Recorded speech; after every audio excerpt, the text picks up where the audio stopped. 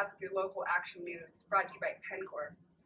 Just in the past few days, financial disclosure reports have surfaced from big corporations, and it's causing quite the controversy. State legislators, senators, and even top-of-the-line corporations are buying excessive amounts of stock and investing in private prisons. Corporations such as Wells Fargo, Pfizer Pharmaceuticals, Aramark, and Xfinity have invested net totals of $9 billion in stock.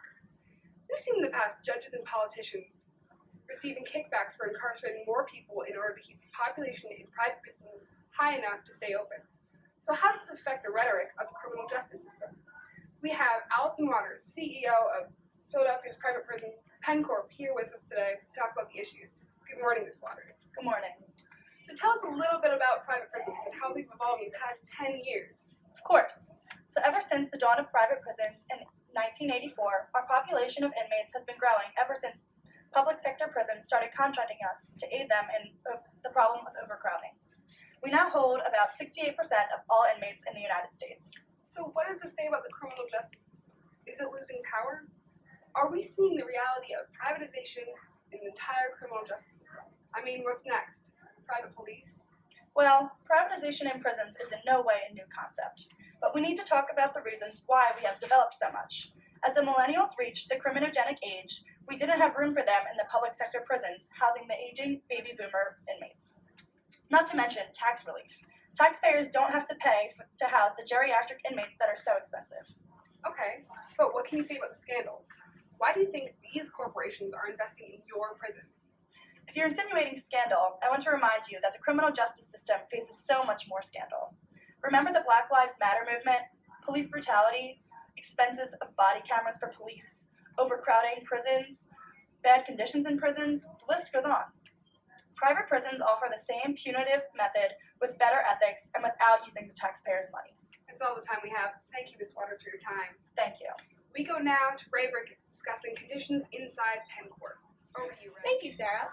As we know, there are always two sides to every story. Joining us now is former inmate of Philadelphia's private prison, PennCorp, Melissa Guerrero. Ms. Guerrero, if you wouldn't mind, what was the crime that ultimately led you to end up at PennCorp? Not at all, Ray. My sentence was 3 to 5 years for drunken disorderly conduct, also known as disturbing the peace. Disturbing the peace? Could you elaborate, please? Basically, I was seen as a threat to society because I was drunk in public. Some of my friends had taken me out for my 25th birthday, and I may have had one too many tequila shots. But as we were leaving the bar, I missed a step and fell into the street, and the police arrested me on the spot. That sounds risky for your own safety, but disturbing the peace? Do you think your punishment was a bit extreme? Of course I do. I'll admit that I was drunk, but at age 25, that's perfectly legal. I don't think I was treated fairly during my trial, or while I was an inmate at PennCorp, for that matter. I had no prior record, and I still received that ridiculously harsh sentence. Weren't treated fairly while you were an inmate at PennCorp? But PennCorp is one of the top prisons in the country. They pride themselves on having better living conditions, which is supposed to be the reason why public prisons started contracting them to service the problem of overcrowding. Well, Ray, I've never been to a public prison. As I said before, I have had no prior convictions, but the living conditions I experienced were horrendous. There were 4 of us placed in one small cell, and we were all ready to lose our minds. But how were you treated? Private prisons such as PennCorp are supposed to be known for having better ethics than the typical public prison. That's a joke, Ray. I can't even count the number of times I saw excessive force being used by correctional officers on fellow inmates. I understand it's needed at times, but most of the time they were just way out of line. Well, Melissa, you've been out of prison for a month now. How does it feel to have your freedom back? To be honest with you, Ray, I don't feel like I'm free. Not 100% free, anyway.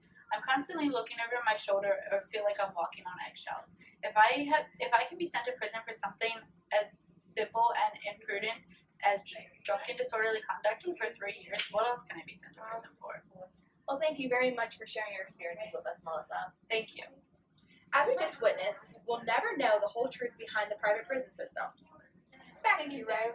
This is Sarah Spots with your local action news, signing off. Have a great day.